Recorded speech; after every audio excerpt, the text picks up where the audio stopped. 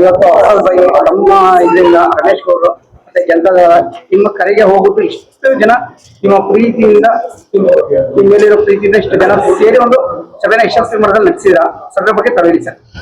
ನಮಸ್ಕಾರ, ನನ್ನ ಹೆಸರು ಇಮ್ರಾನ್ ಪಾಷಾ. ಜೆಡಿಎಸ್ ಪಕ್ಷದ ಅಲ್ಪಸಂಖ್ಯಾತರ ಘಟಕ ವೆಸ್ಟ್ ಕಾರ್ಪೊರೇಷನ್ ಅಧ್ಯಕ್ಷನಾಗಿದ್ದೀನಿ. ಇವತ್ತು ಆಯ್ಕೆ ಆಗಿದ್ದೀನಿ. ನಂತರ ನಾನು ಮಾಧ್ಯಮ ವಕ್ತಾರನಾಗಿದ್ದೀನಿ. ನಿಮ್ಮ ಮಾಧ್ಯಮದಿಂದ ಅಲ್ಪಸಂಖ್ಯಾತರ ಸಮುದಾಯಕ್ಕೆ, ಇಡೀ ನಾಡ್ ಸಮುದಾಯಕ್ಕೆ ಒಂದು ಮೆಸೇಜ್ ಅನ್ನ ಕಳ್ಸಕ್ಕೆ ಇಷ್ಟಪಡ್ತೀನಿ. ಆ ಮೆಸೇಜ್ ಏನಂದ್ರೆ, ನೀವು 2023ನೇ ಅವಧಿನಲ್ಲಿ ನೀವು ಏನ್ ಅವಕಾಶ ಮಾಡಿ ಕೊಟ್ಟಿದ್ದೀರಾ ಕಾಂಗ್ರೆಸ್ಗೆ, 83% ನೀವು ಒಂದು ಸೈಡ್ ವೋಟ್ ಹಾಕಿ 136 ಸ್ಥಾನನ ಗೆಲ್ಸ್ ಬಂದಿದ್ದೀರಾ. ಗೆಲ್ಸ್ ಬಂದ ನಂತರ ಅವ್ರು ನಿಮ್ ಜೊತೆ ಏನ್ ಮಾಡಿದ್ದಾರೆ? ದ್ರೋಹ ಮಾಡಿದ್ದಾರೆ. ಅವ್ರು ಏನೇನು ದಾಖಲೆಗಳನ್ನ ಕೊಟ್ಟಿದ್ರು ಮ್ಯಾನಿಫೆಸ್ಟೋನಲ್ಲಿ, ನಾವು ಆ ಮಾಡ್ತೀವಿ ಈ ಮಾಡ್ತೀವಿ ಅಂತ ಒಂದು ಮಾಡಿಲ್ಲ. ಅದು ಬಿಡಿ, ಇತ್ತೀಚೆಗೆ ನಡೆದಿರೋ ವ್ಯವಸ್ಥೆ ಯಾವ ರೀತಿ ಅಲ್ಪಸಂಖ್ಯಾತರ ಜೊತೆ ನಡ್ಕೊಂಡಿದ್ದಾರೆ, ನಮ್ಮ ಮನೆ ಹೊಡೆದು ಹಾಕಿದ್ದಾರೆ, ನಮ್ಮ ಜಮೀನ್ ಮೇಲೆ ಕಣ್ಣು ಹಾಕಿದ್ದಾರೆ, ನಮ್ಮ ವಕ್ಫ್ ಪ್ರಾಪರ್ಟಿ ಮೇಲೆ ಎಲ್ಲ ಕಣ್ಣು ಹಾಕಿದ್ದಾರೆ.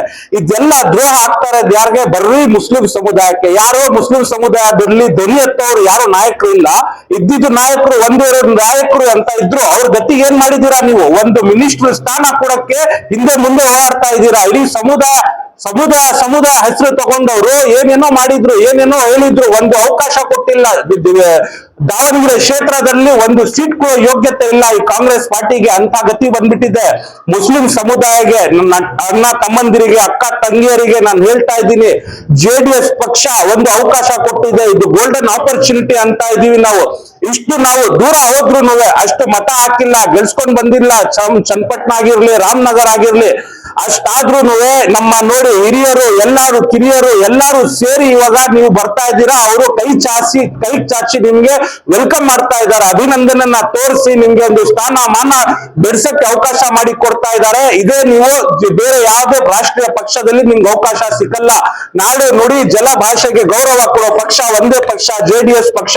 ಇದು ನಮ್ಮ ರಾಜ್ಯದ ಪಕ್ಷ. ನಾವು ಎಲ್ಲಾ ಸಮುದಾಯದವರು ಸೇರಿ ಈ ಪಕ್ಷಕ್ಕೆ ಬಲ ತುಂಬಿಸ್ಕೊಂಡು ಬರೋ ದಿನದಲ್ಲಿ 2028ನೇ ಇಲೆಕ್ಷನ್ ನಲ್ಲಿ ನಮ್ಮ ಪಕ್ಷದಿಂದ, ನಮ್ಮ ಪಕ್ಷದ ನಾಯಕರಾಗಿರೋ ಶ್ರೀ HD ಕುಮಾರಸ್ವಾಮೀಜಿ ಅವರಿಗೆ ಈ ರಾಜ್ಯದ ಮುಖ್ಯಮಂತ್ರಿ ಮಾಡಿ ಎಲ್ಲ ಸಮುದಾಯದಕ್ಕೆ ಒಳ್ಳೇದಾಗುತ್ತೆ ಅಂತ ನಾನು ಹೇಳಕ್ ಇಷ್ಟಪಡ್ತೀನಿ. ನನ್ನ ಮಾತನ್ನ ನಾನು ಇಲ್ಲಿಗೆ ಮುಕ್ತಾಯ ಮಾಡ್ತೀನಿ. ಧನ್ಯವಾದ. ಅಸ್ಸಲಾಂ ವಲೈಕುಂ.